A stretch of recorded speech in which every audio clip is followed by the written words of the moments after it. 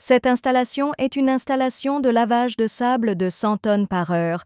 Elle est équipée d'un alimentateur vibrant, d'un concasseur à cône, d'un générateur de sable VSI, d'un alimentateur vibrant électromagnétique, d'un crible vibrant, d'un laveur de sable en spirale, d'un laveur de sable à roue, d'une machine de recyclage de sable fin, d'une pompe à bout, d'un déferriseur et de bandes transporteuses. 1. Le camion charge les matériaux de 0 à 180 mm, après concassage par le concasseur à mâchoire primaire, dans la trémie de l'alimentateur vibrant. L'alimentateur alimente le concasseur à cône pour le concasser à 0,35 mm par convoyeur. Un déferriseur est situé au-dessus de la bande pour éliminer le fer. 2. La sortie du concasseur à cône est dirigée vers un crible vibrant de 5 à 35 mm. Les matériaux de plus de 35 mm sont renvoyés vers le concasseur à cône pour y être à nouveau concassés.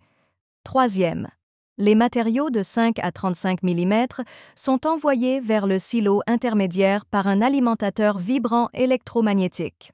Ensuite, l'alimentateur vibrant électromagnétique alimente le matériau vers un broyeur à sable VSI pour le concasser à une granulométrie de 0 à 5 mm. La sortie partage la même bande transporteuse que la sortie du concasseur à cône.